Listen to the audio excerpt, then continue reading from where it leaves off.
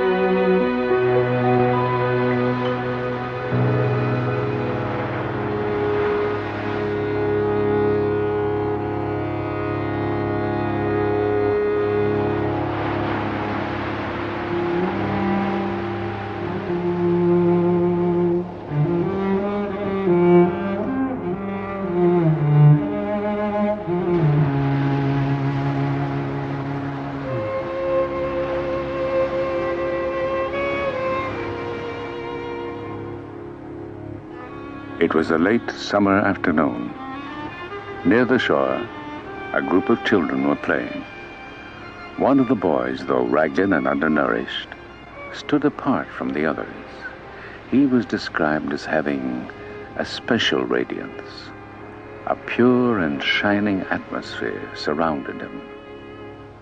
Because of these qualities, the child was singled out and chosen to be the vehicle for the coming world teacher. This discovery was not an isolated revelation, for it was believed that humanity was entering a new age, an age that would bring with it a new Messiah. During the early decades of the 19th century, science was beginning to replace religion as the savior of humanity. As the monolithic church splintered, new organizations emerged, offering a balance between science and religion. One of the many new groups, the Theosophical Society, spread rapidly throughout the world. Founded by Russian-born Helena Petrovna Blavatsky and the American Henry Steele Olcott, its objectives were to seek truth in the ancient religions of the East, to investigate the unexplained laws of nature, and to promote universal brotherhood. So attractive were these ideals that by 1881, the Society had become a worldwide institution with over 100,000 enthusiastic members. Helena Blavatsky was a deep student of metaphysical lore and was sought after by those who believed her to possess psychic powers. Derided by some as a charlatan, she was, however, a serious writer, and in 1888 published her greatest work, 2 tremendous volumes entitled The Secret Doctrine. Annie Besant, a young journalist, was asked to analyze the work for London's Review of Reviews. Turning the pages, she was dazzled by what she read. To her, disjointed facts were now seen as parts of a mighty whole, and the puzzles, riddles, and problems of her life seemed to disappear. Within weeks, Annie Besant made a lifelong commitment to Theosophy. This sudden step was not out of character for the impetuous Mrs. Besant. She was already well known to Victorian England as an orator, educator, energetic feminist, and a pioneer on behalf of the emerging labor movement. She organized a strike of match girls at Bryant and May's factory. Her sense of social justice led her to become a Fabian socialist along with Sidney Webb, George Bernard Shaw, and Ramsay MacDonald. After Blavatsky's death, Annie Besant became head of the society and the most influential force for the theosophical ideal.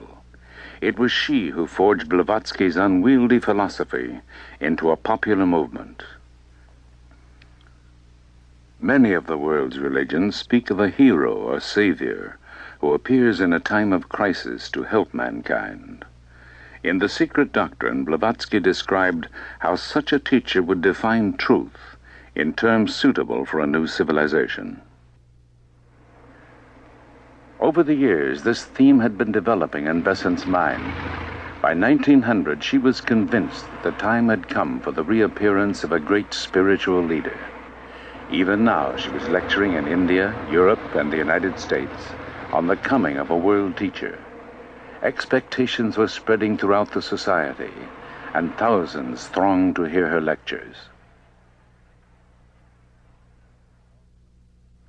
Charles Webster Leadbeater was another leading member of the society. He and Besant worked closely together and seemed to complement each other, as Alcott and Blavatsky had done years earlier. The year was 1909. C.W. Leadbeater had moved to India and was now living at Adyar, the theosophical headquarters near Madras. Each day he would stroll with a group of friends along the beach on the Bay of Bengal. It was there that the young Jiddu Krishnamurti was discovered. In spite of the child's thin, uncared-for appearance, Leadbeater saw a quality so remarkable that he announced that this Brahmin boy would fulfill the long-awaited prophecy. Krishnamurti was to be prepared as a vehicle for the world teacher.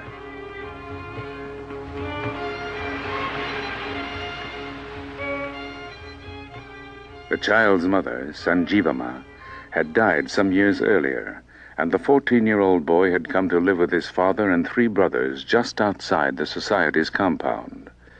The dreamy boy suffered from malaria, and illness often kept him from school. He was unassuming and yielded easily to the suggestions of others.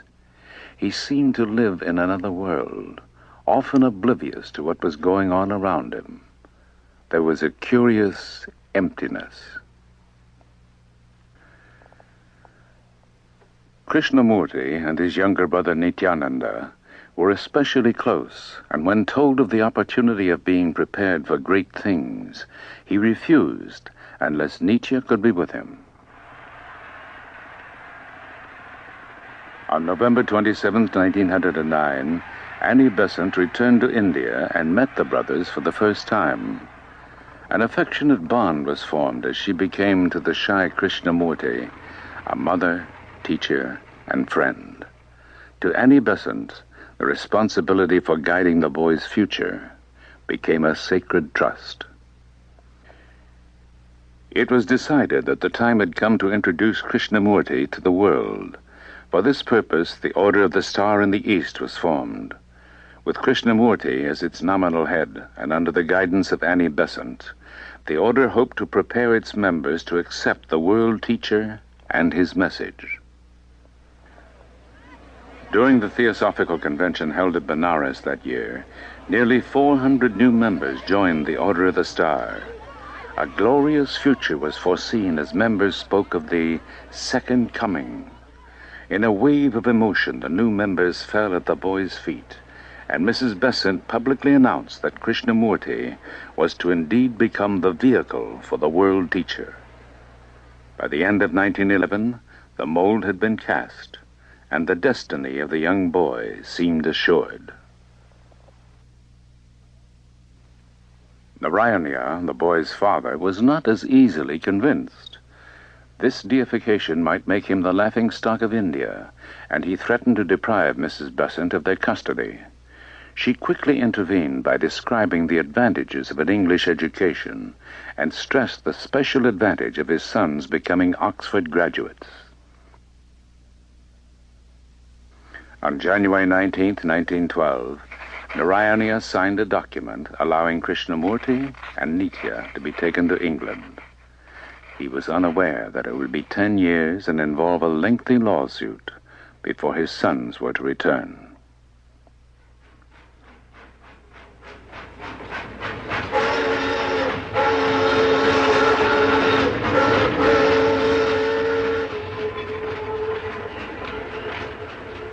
In England, news of their arrival spread quickly, and a large crowd was on hand to greet the party at Charing Cross Station. An English theosophist described Krishnamurti on arrival as an odd figure, with long black hair falling almost to his shoulders and enormous dark eyes, which had a vacant look in them.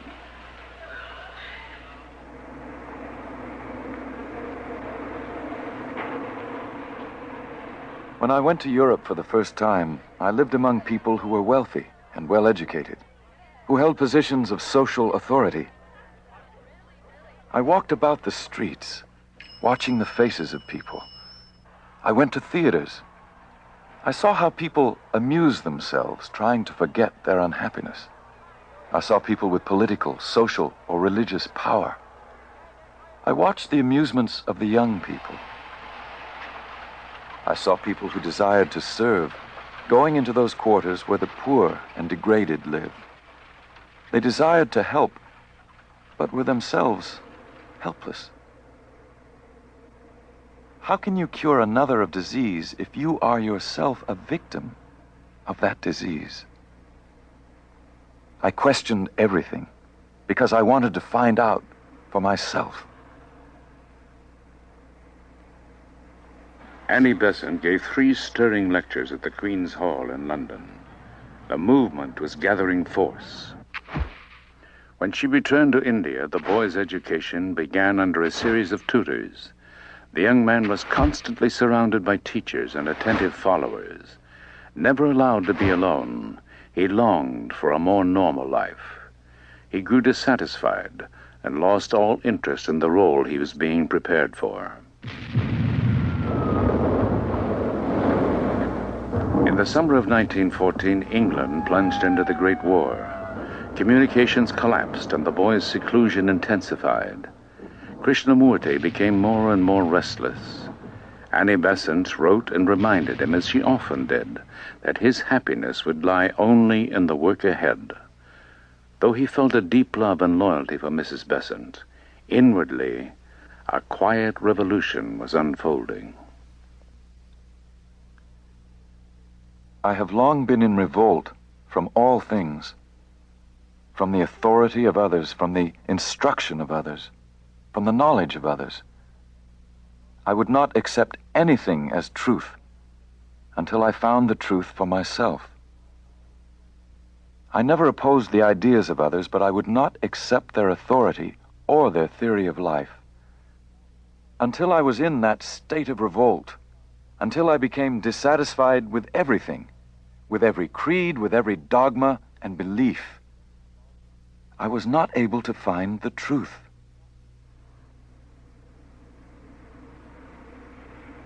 The boys worked hard to pass their college entrance examinations.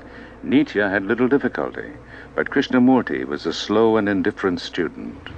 To everyone's disappointment, it became clear that he would not be accepted by either Oxford or Cambridge. The close of the war in 1918 brought increased activity among theosophists. In India, Annie Besant was deeply absorbed in problems of education and political action. She was in the forefront of the struggle for Indian independence, along with Gandhi and others. But in her lectures, she continued to proclaim the importance of the world teacher and his message for humanity. Krishnamurti was maturing slowly, and after a 10-year absence from his native country, it was decided that his work would begin at Adyar. In late December, the brothers arrived in Bombay. For Mrs. Besant, the long-awaited day had finally come as the two brothers, who left as boys, returned as men.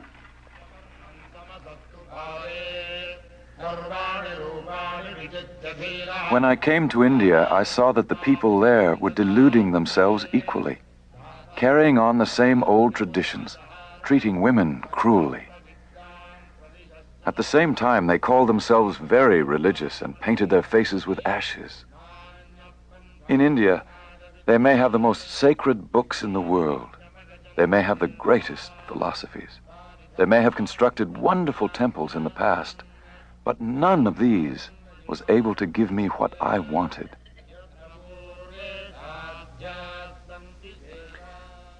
As head of the Order of the Star, the shy young man plunged into his work. He wrote numerous books and articles for Star publications. There were lectures to give and meetings to attend.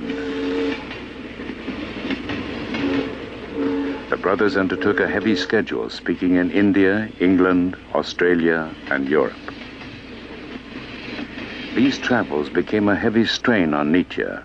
He became ill and was diagnosed as having tuberculosis. California was suggested as having a healthful climate for consumptives and an ideal place for recovery. In the summer of 1922, the loan of a small cottage in the Ojai Valley brought the young men to America for the first time. Writing to Mrs. Besant, Nietzsche described their new surroundings. In a long, narrow valley of apricot orchards and orange groves is our home, and the hot sun shines day after day to remind us of Adyar. The Indians call our valley the Ojai, or the nest, and for centuries they must have sought it as a refuge. For a time, Nietzsche seemed to recover, but perhaps best of all, they were alone. Privacy had been a luxury denied them since childhood, but now in the silence of the valley, Krishnamurti had an opportunity to be with himself. He walked alone in the hills, climbing through orange groves and scrub brush. As the days passed, a strange uneasiness seized him. He became ill and complained of intense pain and suffocating heat. There were periods of unconsciousness as the strange process reached its peak.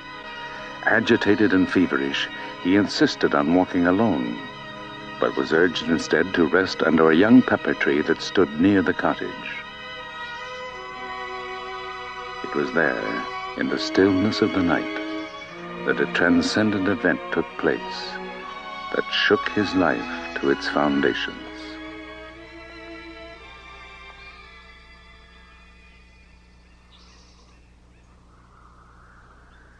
I could feel the wind passing through the trees and the little ant on the blade of grass. I could feel the birds, the dust, and every noise was a part of me. I was in everything, or rather everything was in me. I was supremely happy, for I had seen. Nothing could ever be the same.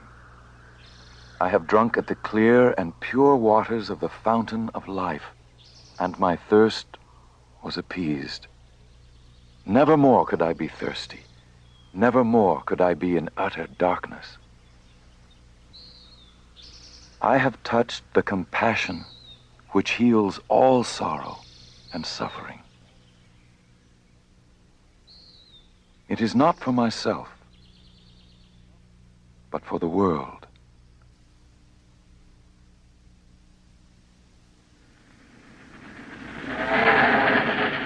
To describe his new perceptions, Krishnamurti embarked on a worldwide speaking tour.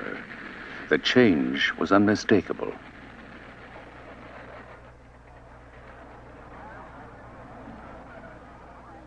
Everywhere, among all people, there is a search for something hidden, for some realization which will give greater knowledge, greater vision, greater understanding, and this the people call truth.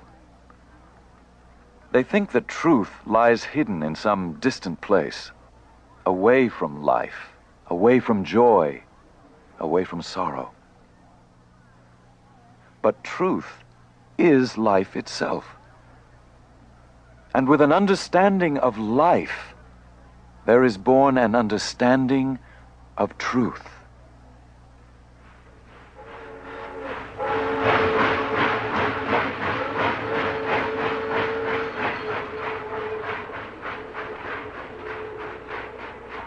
While traveling, a sudden hemorrhage brought back fears for Nietzsche's health. He was weak in high fever and racked with coughing. It was decided that the brothers should again return to the dry climate of the Ojai Valley. Once in California, Nietzsche seemed to improve, and when Mrs. Besant cabled asking that Krishnamurti come to India for Theosophy's Jubilee Convention, he reluctantly agreed. The bond between the brothers had grown stronger than ever. There was unquestioning faith that Nietzsche was essential to the work ahead, and because of this, his life would be spared. While en route, a cable arrived saying that Nietzsche had influenza. A later wire read, "Flu rather more serious. Pray for me." On the 13th of November, as the ship entered the Suez Canal, a telegram arrived announcing Nietzsche's death.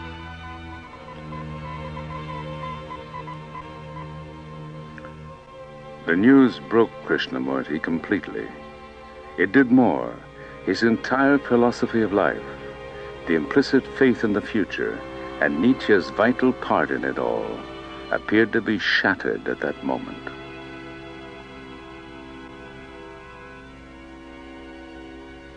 An old dream is dead, and a new one is being born. A new vision is coming into being, and a new consciousness is being unfolded.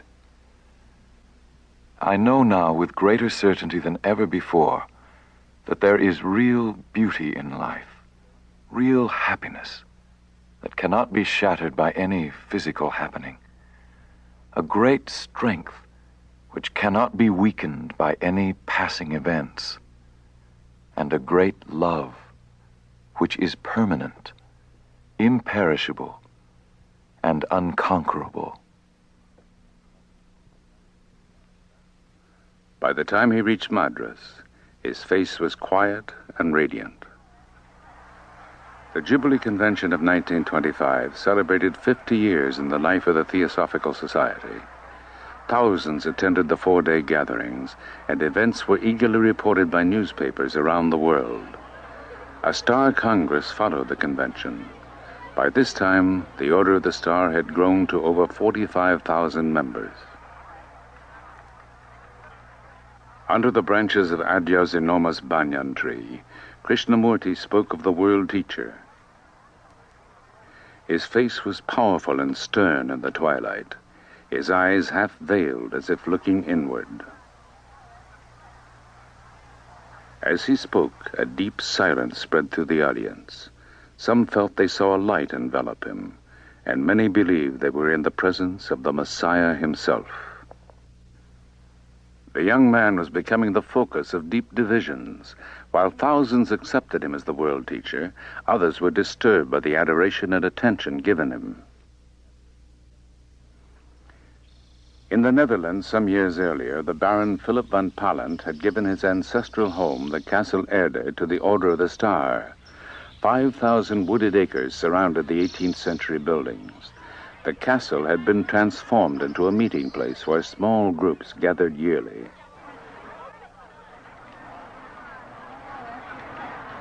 The change that was taking place in Krishnamurti was to intensify the following week at the Omen Star Camp of 1926. Close to the Castle Erde, the Omen camp attracted over 2,000 people of every nationality. There were huge tents for meetings and for meals. Lectures were given, and every evening Krishnamurti lit a bonfire and spoke to the gathering.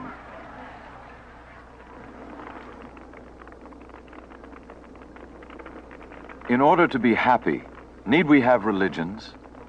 In order to love, need we build temples?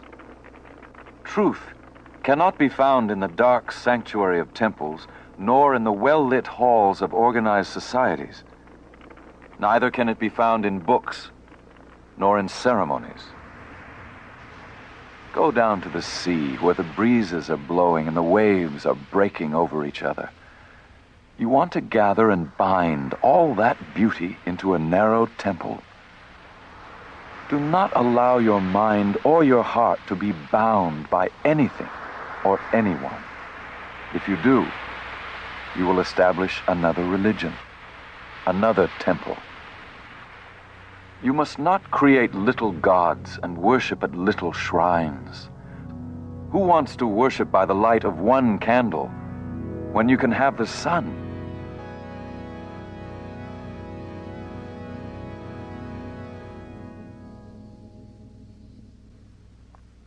It was increasingly difficult to reconcile Krishnamurti's vision of truth with the forms and structures not only of Theosophy, but all organized religions.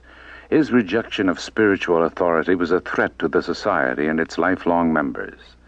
There was open hostility as the organization seemed to be pulling apart.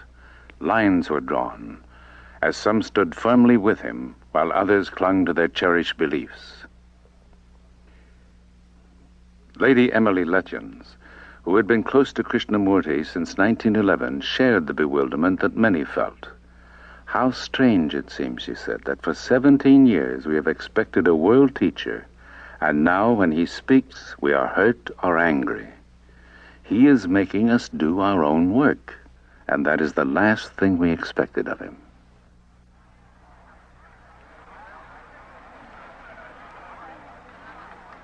In May of 1928, the first Ojai Star Camp was held under the evergreen oak trees of Southern California. But with each new talk, each meeting, the divisions became more apparent. In failing health, Annie Besant was forced to cancel her public engagements. Yet she still tried desperately to reconcile Theosophy with what Krishnamurti was saying. She quoted ancient Hindu scriptures saying, "All paths lead to the same spiritual goal." But in spite of her efforts, the divisions widened. There were no gentle platitudes. There was to be no uniting of existing religions. Ceremonies and organized religions, he said, were a hindrance, a distraction from the truth. He offered no method. There were no steps to follow, no system that ensured spiritual progress. His vision of truth was absolute.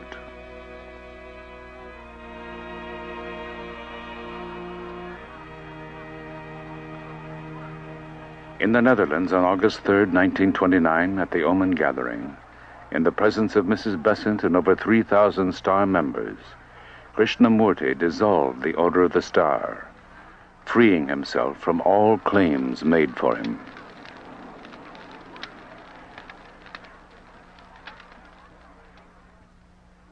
I maintain that truth is a pathless land, and you cannot approach it by any path whatsoever, by any religion, by any sect.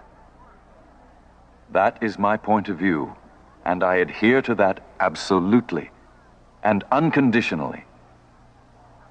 Truth, being limitless, unconditioned, is unapproachable by any path whatsoever. It cannot be organized, nor should any organization be formed to lead or coerce people along any particular path. If an organization be created for this purpose, it becomes a crutch, a weakness, a bondage, and must cripple the individual and prevent him from the discovery of that absolute, unconditioned truth. You can form other organizations and expect someone else. With that, I am not concerned. My only concern is to set man absolutely and unconditionally free.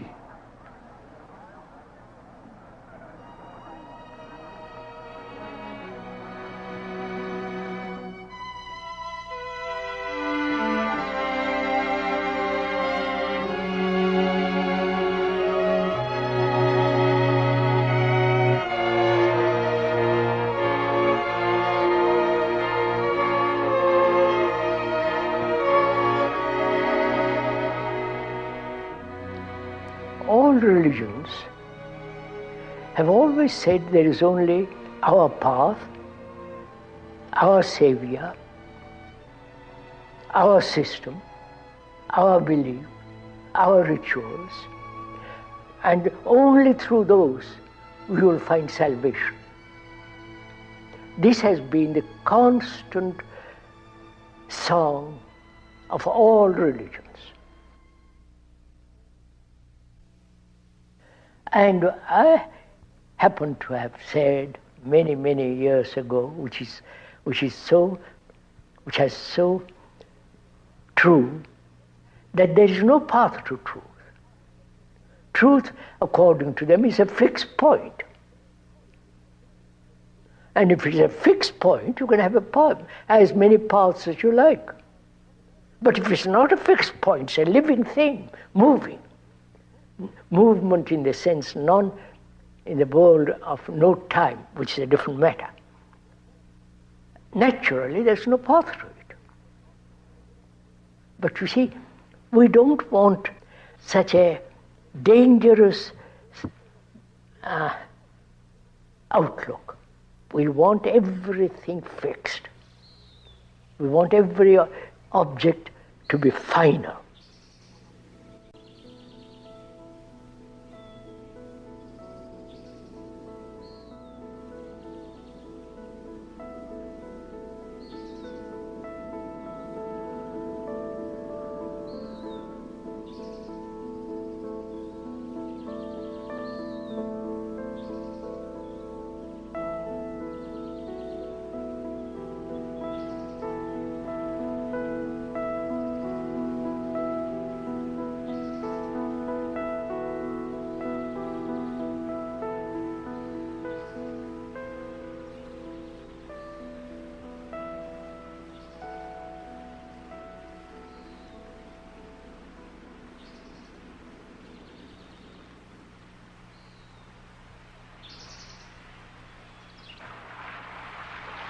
I'd like to go into the question of what does it mean that a human being should bring about a deep, profound change in himself. We're asking, is it possible to bring about a fundamental psychological revolution? Deep, abiding, irrevocable change, transformation. One has lived as a limited, contained, narrow individual. And it's very, very difficult to see the truth that you are the rest of mankind. That in you is the whole of man. That is, you as a human being is part of the world. You are the world. Not an idea, not something that's intellectually has been put together by reason and you say, yes, quite right. But the reality of the truth of it, that you represent as a human being the rest of humanity. Because you suffer, you're anxious, you're uncertain, confused, miserable, fearful, hurt, everything. And every human being has this. So your consciousness is the consciousness of mankind. Now, is this possible for sorrow to end? If there is the ending of sorrow in one human being, who is the representative of all humanity, that ending affects the whole of consciousness of man. Don't accept what we are talking about. Find out, test it. That means you have to be free to observe.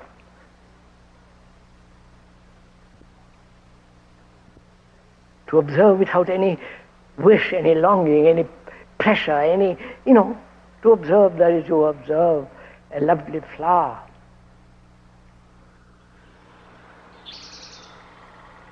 I wonder why human beings throughout the world don't see this simple fact that you cannot possibly have peace on earth if you are nationalistically divided. We want order outside in the world, politically, religiously, economically, socially. In our relationship with each other, we want order. We want some peace. We want some understanding. And if the inward psychological state is not orderly, not conflicting, not contradicting, if that state in consciousness is quiet, steady, clear, then you can bring about order in the world. Now what we are trying to do is try to bring order legislatively, nationally, and so on, order out there in the world, which has been proved over and over again that totally brings about disorder. That's why we are saying, I'm saying, that without inward order, that is, inward order in consciousness, which is in a mess, which is in a contradiction, without bringing about order inwardly, psychologically, you cannot possibly have order outwardly. And the crisis is there. Within the crisis, national, economic, social, and so on. The crisis is not out there. The crisis is really inward. And we are unwilling to face that.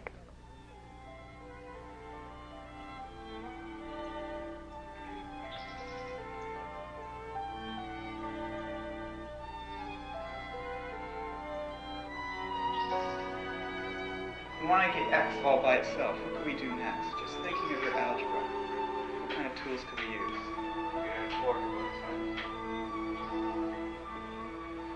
Okay, that's fair enough. What can we do? But see, we still have this X term here. What are we going to do with it?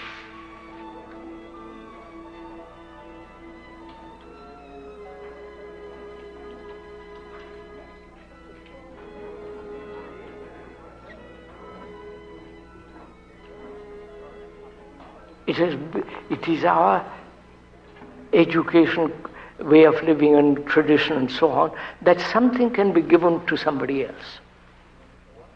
Jesus can give you salvation. Or a guru can save you. Or your wife can help you.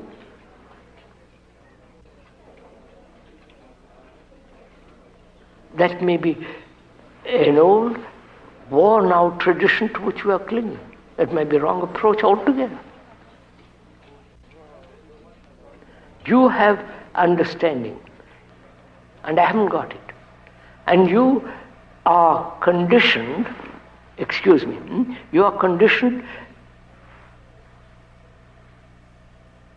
in the idea that you can give it to me, right?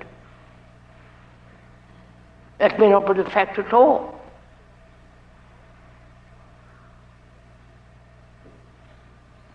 Psychologically, inwardly, do you depend on somebody? Say, please help me to be free of my arrogance.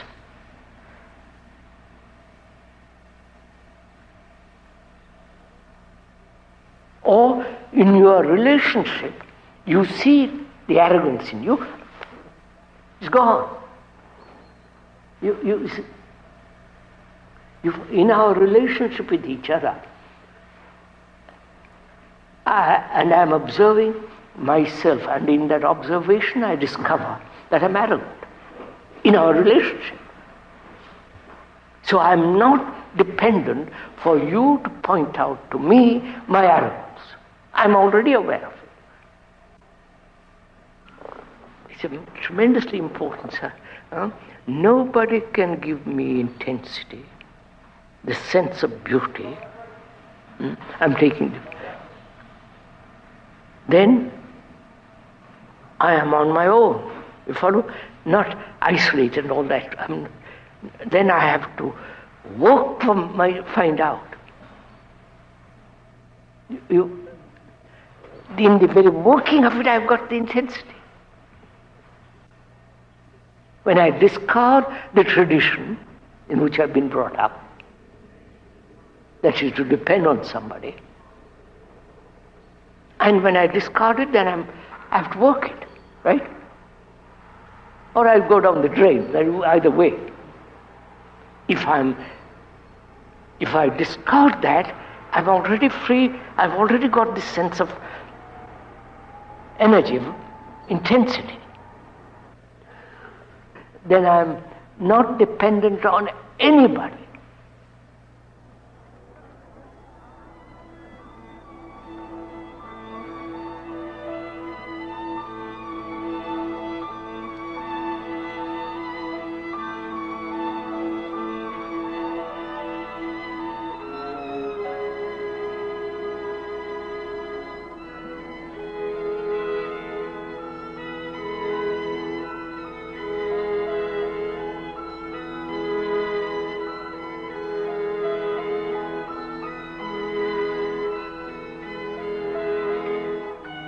Can I observe myself through relationship?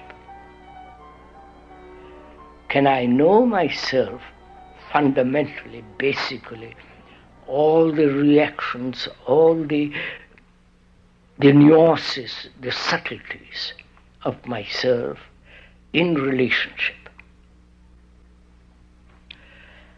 Now, one's relationship with another is based on memory. Right? Would you accept it? On the various images, pictures, conclusions I have drawn about you and you have drawn about me.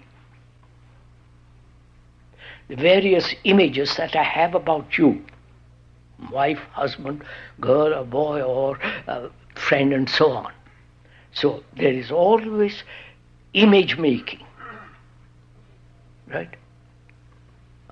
This is simple, this is normal, this is actually goes on. When one is married or lives with a girl or a boy, every incident, every word, every action creates an image. No?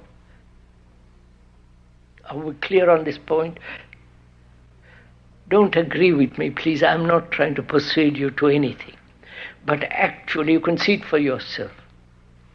A word is registered. If it is pleasant, you purr. It's nice. If it is unpleasant, you immediately shrink from it. And that creates an image. The pleasure creates an image. The shrinking, the withdrawal creates an image. So, our actual relationship with each other is based on various subtle forms of pictures, images, and conclusions. So when there is an image like that, she has and you have, then in there is division. And then the whole conflict begins. Right? Where there is division between two images, there must be conflict. Right? The Jew and the Arab, the Hindu, the Muslim, the Christian, the communist, is the same phenomenon. It's a basic law that where there is division between people, there must be conflict. Can all this image-making tradition deserve all that end without a single conflict? You understand my question? Are you interested in this? What will you pay for it? That's all you can do. By paying something you think you'll get it.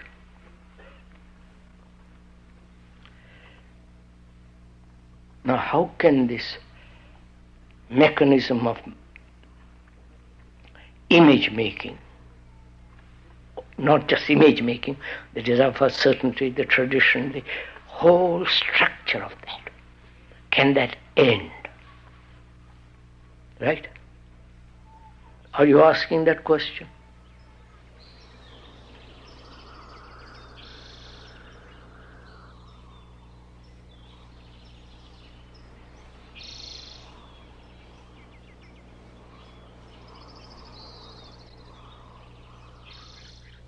Who is there to tell you what to do?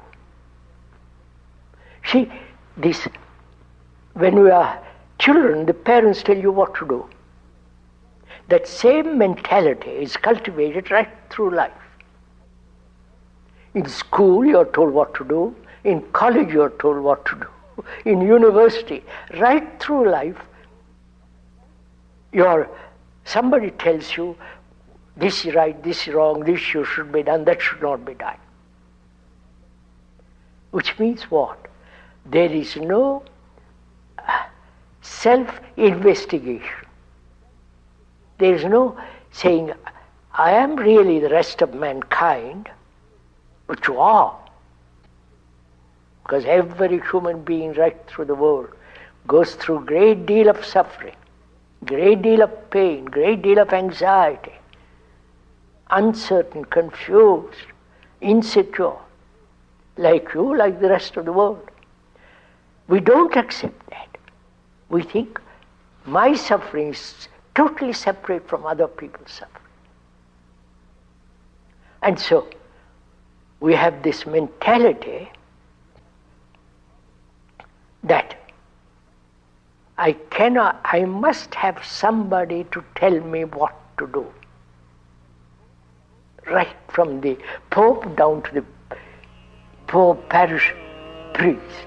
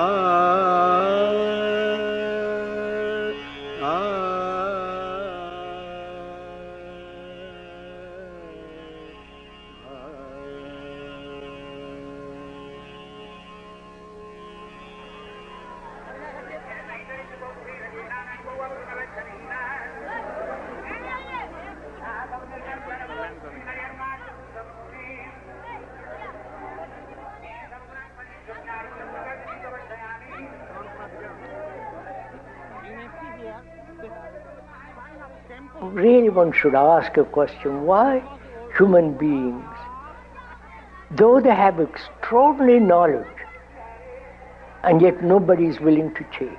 Why? Is it that they find security in the habit, in the pattern? Your pattern, my pattern, the Christian pattern, the Hindu pattern, the Buddhist. They're all patterns. a way of thinking. So, patterns may be dangerous altogether because they divide people. And religions have divided people. Their rituals, their beliefs, their faith, their saviors.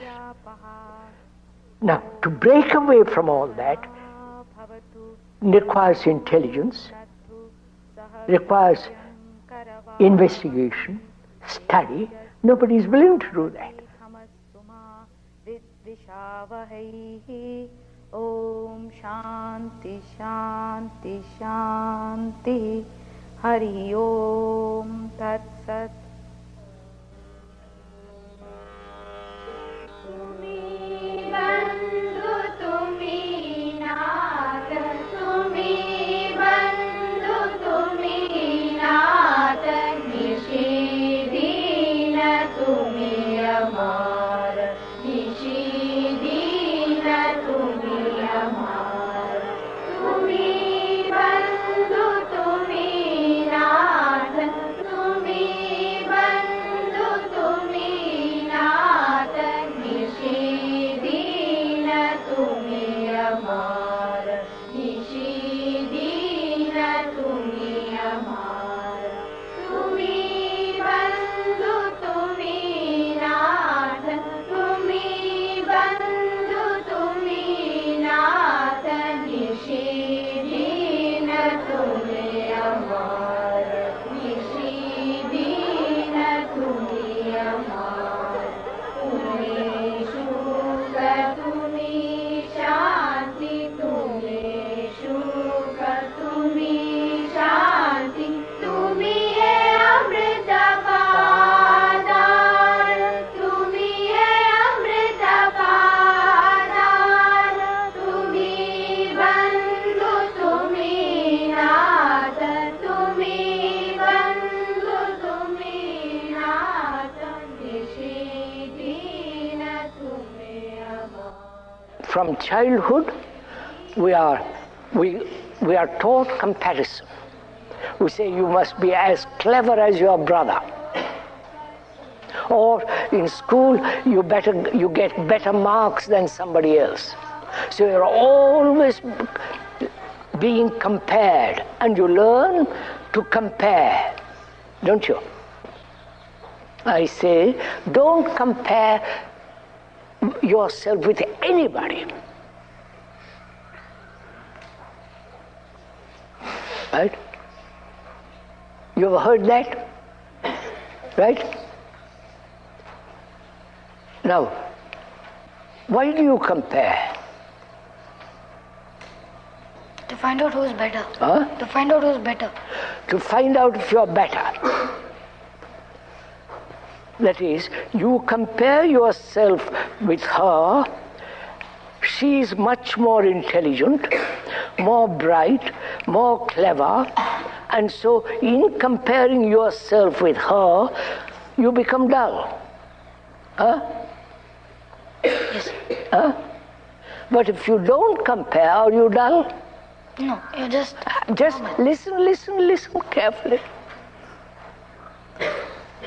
In examinations, in schools, all through life they're comparing. Tell your teacher, don't compare.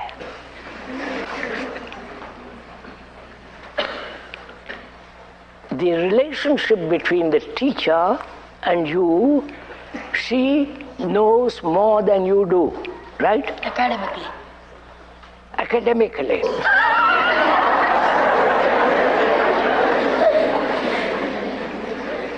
By Jove. You're pretty bad. Academically, you know more than he does. Now, she's teaching you about biology. And she's giving you marks, right? And gradually helping you to pass that examination. Now, can she teach you without the idea of examination? How do you test yourself, sir? What? Without examination. Yes, sir, without exam. How do you test yourself without examination? You mean the examination is going to tell you how you have learned? Maybe, sir. I mean, listen, you're too quick. Find out. You're also used to examinations. That's your tradition. That's your habit. And when you question that, you say, yes, what shall I do? And you get nervous, frightened. When I was learning, when I was at school in England, I never passed one examination. Right?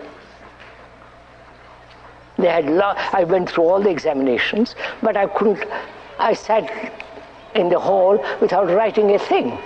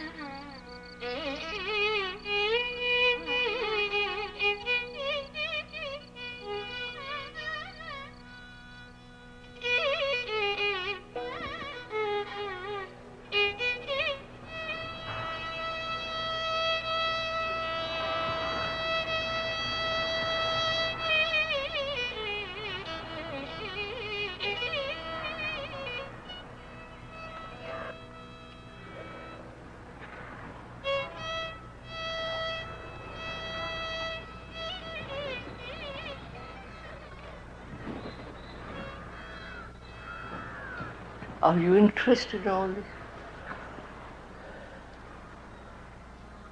What do you consider is life? Your life. What is your life? What is that life that you daily live? Dependence, attachment, pain, annoyance, anger, irritation, sorrow. You know all this, don't you? This is your daily life. Going to the temple and doing some kind of noise with the bell and doing puja, doing yoga.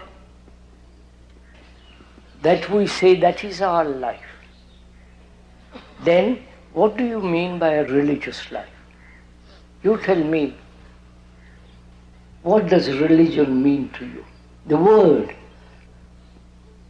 word religion means to gather all your energy.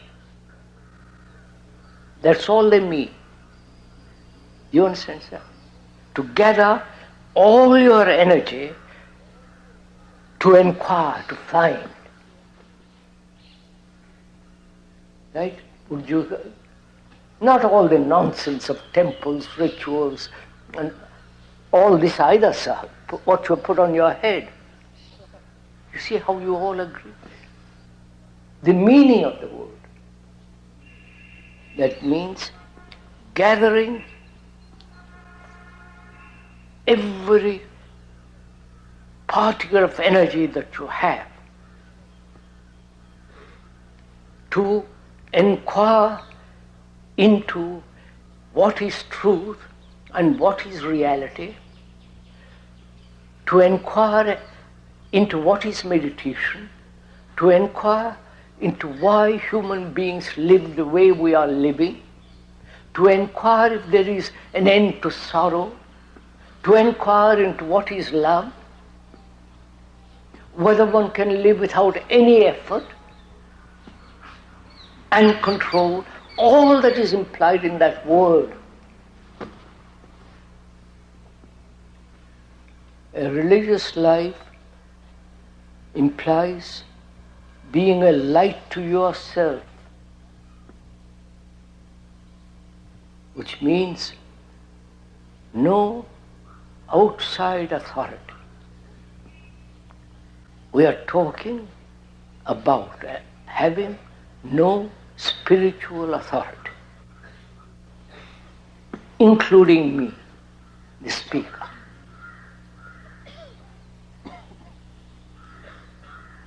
Have you any authority? Spiritual authority?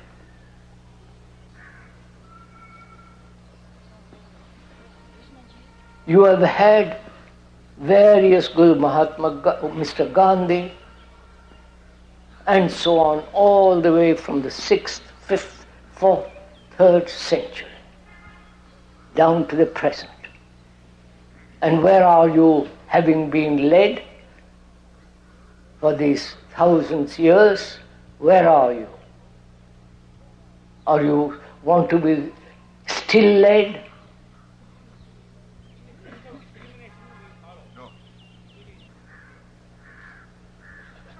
So I'm asking, we are asking you courteously, if you have thrown away your traditions. Traditions being nationality, your caste, your beliefs, your rituals, going to the temples, all that. Have you thrown it away? No? No. Then how can you find out what a religious life is when you are blind?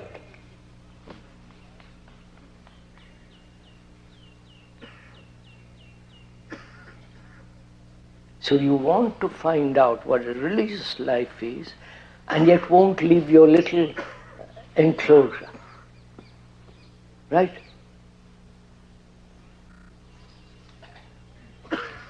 You are tied to your tradition, and you want to inquire into something that demands a mind that is capable, a heart that can really love. Without that, freeing yourself from your tradition, your culture, your belief, how can you find out anything? You can repeat what the Gita said, or the Upanishads, or some other book. What value has it? I was told the other day, some of the gurus now give lectures or talks on Gita. Is that right? Yes. And there are hundreds and thousands go and listen to it. What value has it? What are we all playing at, sirs?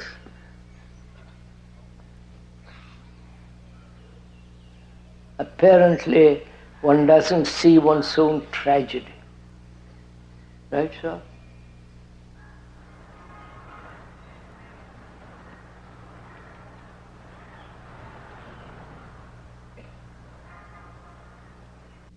Psychologically, why should I accept what somebody else says? When I realize that I am the rest of mankind, mankind is me. The me is the history of mankind, the book of mankind. If I know how to read it, I don't depend on anybody. So, can I, without distortion, without prejudice, without choice, be aware of the content of this book, which is me? To read it very carefully, never distorting it, requires a great deal of attention, great deal of energy, intensity, immediacy. And we are not willing to do all that because we think that's too tiresome. Tell me quickly what to do and I will do it, or I may not do it. Generally, I may not do it. And I personally think that this psychological guidance by another, whether it is the religious guidance or the psychology, the guidance of the psychologists, is totally wrong because then you're making humanity into children. who have to be guided, told, encouraged. We are grown-up human beings after 5 or 10 million years.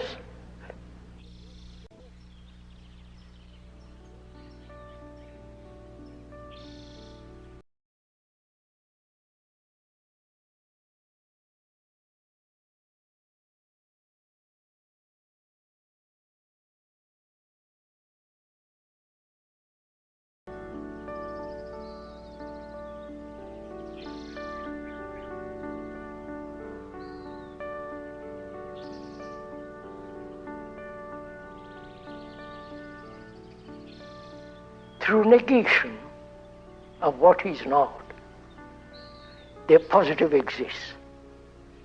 That is, love is not desire. Love is not pleasure. Love is not a remembrance. It is as strong as death, as vital as life. And you see,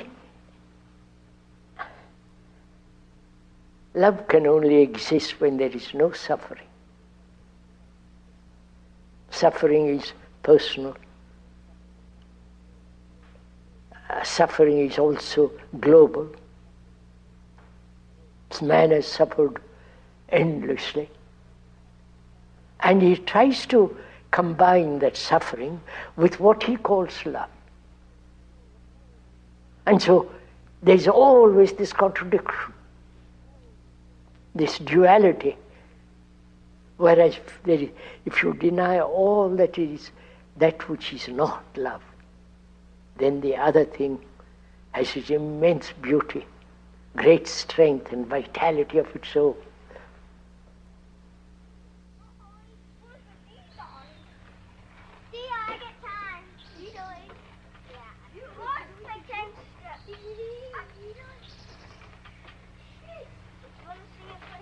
Now, why do we have to learn mathematics, or why do we have to learn science? Because part of mathematics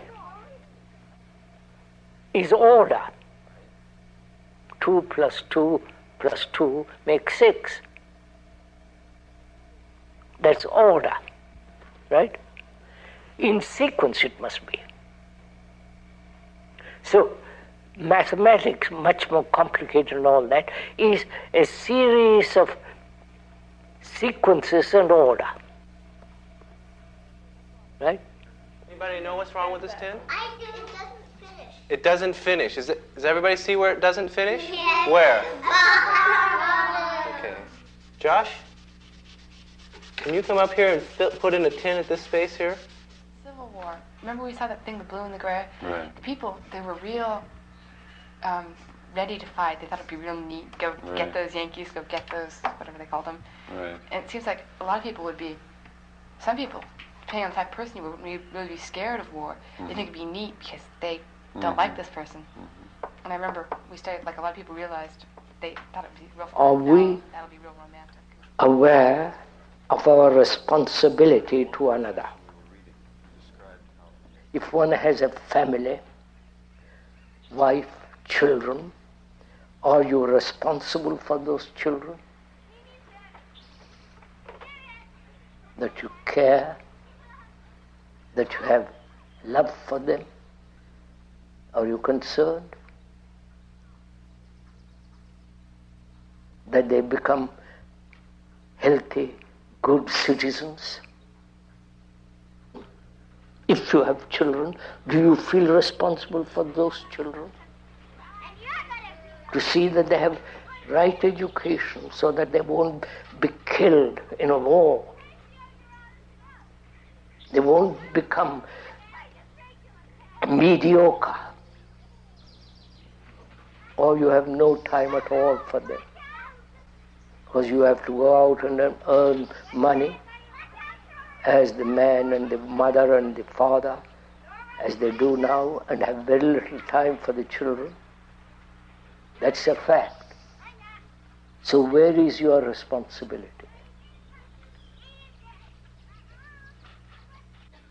You're not interested in this.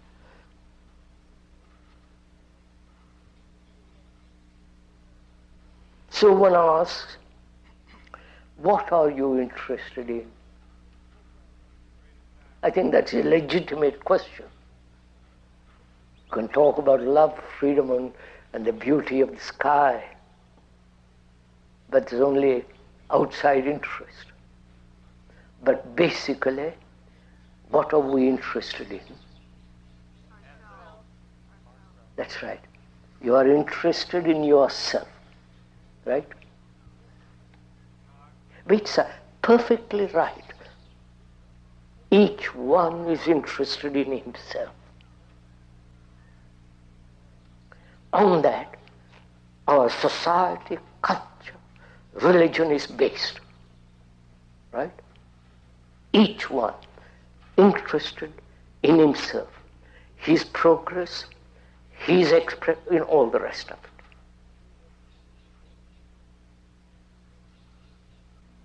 Do you, as a human being, realize that we are all one, basically?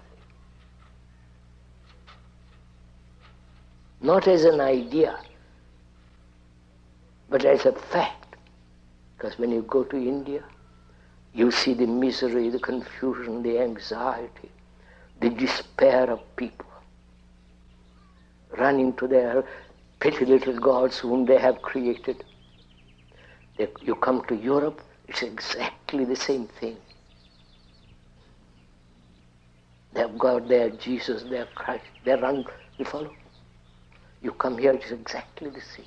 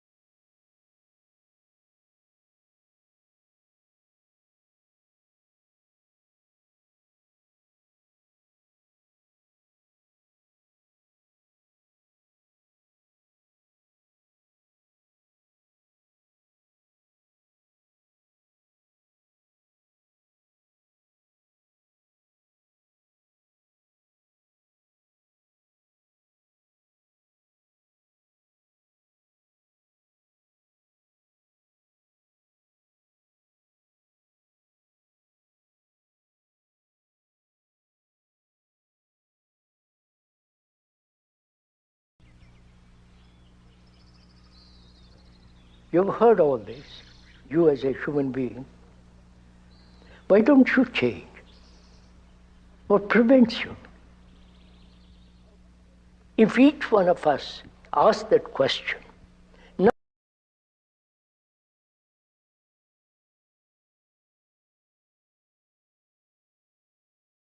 question more seriously and deeply, what's your answer?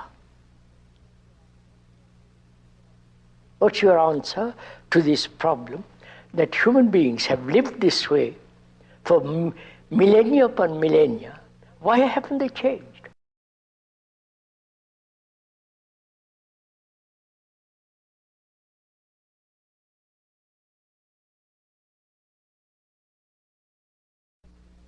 You'll be nationalistic, you'll be tribal, insular, isolated, and therefore having no relationship globally, fighting.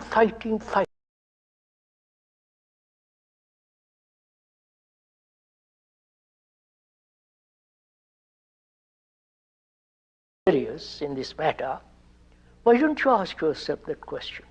Why am I, a human being who have been, why haven't I changed? What would be your answer? After all, life is one. One global